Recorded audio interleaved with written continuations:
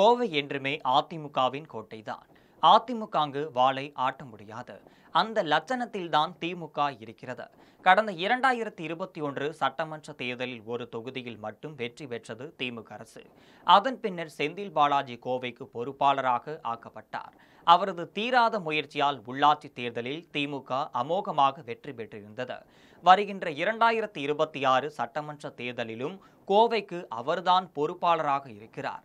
அப்படி இருந்தும் சமீபத்தில் எடுக்கப்பட்ட சர்வேயில் கோவை எப்படி வந்திருக்கிறது என்பது தெரியுமா?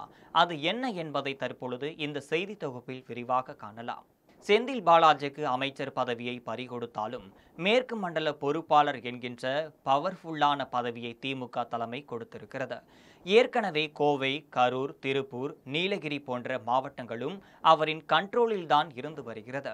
இந்த நிலையில் இப்போது திருப்பூர், ஈரோடு போன்ற மாவட்டங்களில் 30க்கும் மேற்பட்ட தொகுதிகளின் பொறுப்பும் அவரிடம்தான் கொடுக்கப்பட்டிருக்கிறது.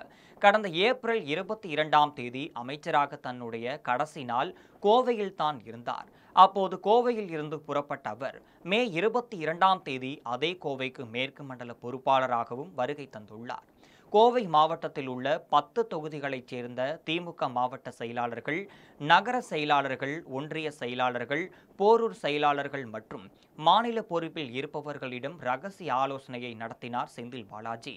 காலை கோவையில் திமுக வடக்கு மாவட்டம், மதியம் கோவை திமுக தெற்கு மாவட்டம், மாலை கோவை மாநகர மாவட்டம் என்று அந்தந்த மாவட்டத்திற்குட்பட்ட ஒவ்வொரு தொகுதிக்கும் தனித்தனியாக ஆலோசனை கூட்டம் நடைபெற்றுள்ளது. கோவை மாவட்டத்தை பொறுத்தவரை கடந்த 25 ஆண்டுகளுக்கு மேலாக நடைபெற்ற சட்டமன்ற தேர்தல்களில் திமுக தொடர்ந்து தோல்வியை சந்தித்து வருகிறது. கோவை மாவட்டத்தில் உள்ள 10 தொகுதிகளில் 2001 சட்டமன்ற தேர்தலில் 0, 2006 சட்டமன்ற தேர்தலில் 2 தொகுதிகள், 2011 சட்டமன்ற தேர்தலில் 0, 2016 சட்டமன்ற தேர்தலில் 1 தொகுதி, 2021 சட்டமன்ற தேர்தலில் மீண்டும் 0 என்று திமுக தொடர்ந்து தோல்விகளையே சந்தித்து வந்திருக்கிறது. கோவை மண்டலத்தில் அதிமுக, பாஜக இரண்டுமே சற்று வலுவாக தான் இருக்கிறது.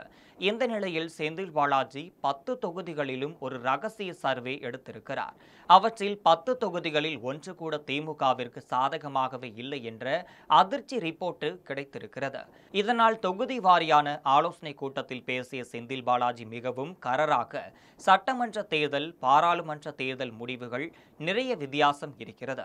சட்டமன்ற தேர்தலை பொறுத்தவரை கடந்த காலங்களில் கோவை நமக்கு சாதகமாக இருந்ததில்லை. இந்த முறை இங்கு எப்படியாவது வெற்றி பெற ஆக வேண்டும் என்று கூறியிருக்கிறார். கடந்த காலங்களில் தோல்விகளுக்கும் நம்மிடம் உள்ள உள்கட்சி பூசல்தான் முக்கிய காரணம். இந்த முறை உங்களின் தனிப்பட்ட ஈகோவுக்கு எல்லாம் இங்கு இடமில்லை. அதையெல்லாம் அகற்றிவிட்டு மக்களை சந்தித்து பணியாற்ற தொடங்குங்கள். சட்டமன்ற தேர்தலை எதிர்கொள்ளும் விதமாக விரைவில் நகர, ஒன்றிய, பேரூர் பகுதி கழகங்கள் பிரிக்கப்பட்டிருக்கின்றன. உங்களுக்கு யாரை பிடித்தாலும் பிடிக்கவில்லை என்றாலும் அதை எல்லாம் ஓரம் கட்டிவிட்டு புகார் வராமல் பணியாற்ற வேண்டும். புகார் வந்தால் யாராக இருந்தாலும் நீக்கப்படுவார்கள். அது மாவட்ட செயலாளர்களாகவோ இருந்தாலும் சரி. நான் சரியாக வேலை செய்யவில்லை என்றாலும் கட்சி வேடிக்கை பார்க்காது. தலைமையாக முடிவெடுத்து சில மாற்றங்களையும் செய்ய உள்ளது. உங்கள் பூத்துக்கு நீங்கள்தான் பொறுப்பு.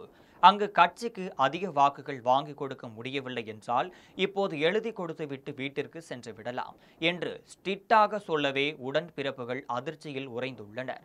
சில உடன்பிறப்புகள் இந்த கூட்டத்திலும் புகார் மனுக்களையும் எடுத்து சென்றுள்ளனர். அவர்களை எல்லாம் செந்தில் பாலாஜி கடுமையாக எச்சரித்து அனுப்பிவிட்டாராம். மேலும் தொகுதி வாரியாக உள்ள பிரச்சனைகளையும் செந்தில் பாலாஜி புட்டு வைத்தாராம். அதிமுக முன்னாள் அமைச்சர் SP வேலுமணியின் தொண்டாமுத்தூர் தொகுதி குறித்து செந்தில் பாலாஜி பேசும்போது, தொண்டாமுத்தூரில் தொடர்ந்து சரிவை சந்தித்து வருகிறோம். அங்கு யார் யார் அதிமுகவுடன் கைகோர்த்து செயல்பட்டனர் என்ற பட்டியல் உள்ளது. காப்பாற்றப்பட வேண்டும் என்பவர்கள் அவரவர் பகுதியில் கவனம் செலுத்தி பணியாற்றுங்கள். இல்லை என்றால் ஒதுங்கி விடுங்கள். அதே போல 10 தொகுதிகளில் பொள்ளாச்சியில்தான் கோஷ்டி பூசல் அதிகமாகவே இருக்கிறது. அங்கு ஒன்றிணைந்து பணியாற்றுங்கள். சூலூர் தொகுதியில் கட்சி மிகவும் பலவீனமாக இருக்கிறது. அங்கு கூடுதல் கவனம் செலுத்த வேண்டும் என்று 10 தொகுதிகளில் உள்ள பிரச்சனைகளை சொல்லி எச்சரித்துள்ளார்.